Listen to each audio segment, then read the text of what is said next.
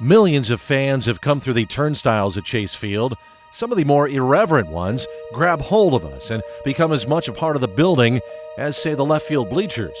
But this is a story about one fan who took special joy in his 15 minutes of fame, and about his mom, who made sure her son was in his seat for opening day 2011 one last time.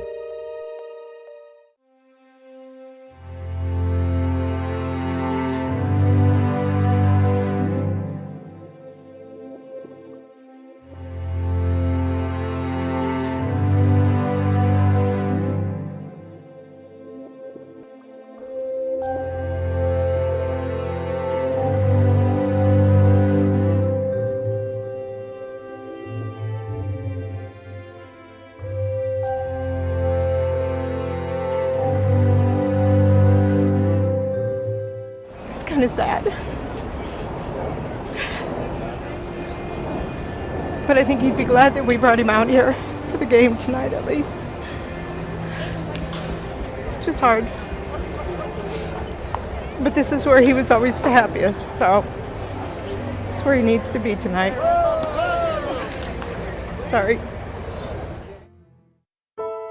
This is unmistakably a sad story, but also a story whose conclusion is yet unwritten. More on that in a moment. It's also a love story about a man who loved his family, numbers, and the game of baseball. Baseball meant a lot to Ben. He wasn't able to play sports from the time he was young because he had some prior health issues when he was young, so they advised him not to be involved in sports like that. But he always had the heart and wanted to be the one that was out there on that field playing. When I look out here and I see the stadium, I can remember the first time that I took Ben and my daughter. They were Los Angeles Dodger fans at that time. And we went over to Los Angeles to see the ball game over there. And I can remember the feeling when we all walked in and looked out onto a professional stadium. And what an amazing feeling it was. And I think we were all hooked at that time. And I know Ben was. And of course, then when the Diamondbacks came to Arizona, that was the best thing for him, to be able to come to every one of the games and have season tickets, and make all the friends that were out here. So I get that feeling every time I look out on this stadium. Strike three called and the game is over. A few months after hoisting the World Series trophy, the Diamondbacks went out and acquired left-handed relief specialist Mike Myers. Looking back, it seems preordained. Ben's ship had come in. This was Ben's sense of humor. This was a spoof on the name Mike Myers, and Ben went out and got this, never said a word to anybody. And I think the first we knew about it was when we saw it on one of the Fox televised ball games, and there was Ben dancing up in the stands with this mask on, and after that it was like a star was born.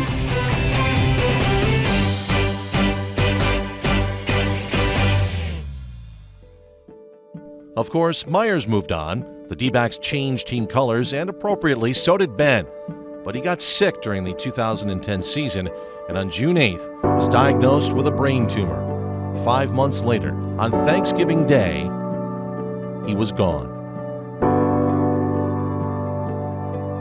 You know, people have asked me what I was going to do with it, and I don't really know. I think it was such a big part of Ben's life during that time, and it was so important to him, especially when the Diamondbacks won the World Series and everything. So I think it's probably going to go in a case and just get set up on the shelf in one of the rooms in the house to remind us maybe not to be so serious about ourselves sometimes.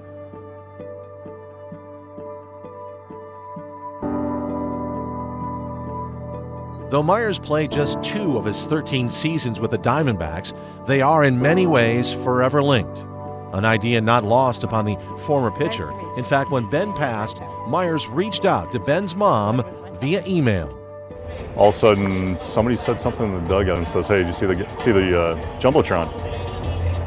No, I'm concentrating on pitching. Why? And they're like, "Oh, there's a guy up there with a mask on. You got to check it out." So I was like, "I'm not going to do that. I'm concentrating on the pitching." So I think the next time in, I sort of took a little glance up there, and they had him on. They had the Jumbotron half on me and half on him. It was pretty cool, and I was like, oh my goodness. We used to listen, and sometimes on the Jumbotron they would be talking on sports, and they would say, look at that crazy guy out there. Look at him going. You know, somewhere there's a mother that's looking at him, and that's actually their son. So he's a good kid, though. He's a great kid. Appreciate it. Thank you, Mike. My pleasure. As we said before, Ben's story doesn't end with his death.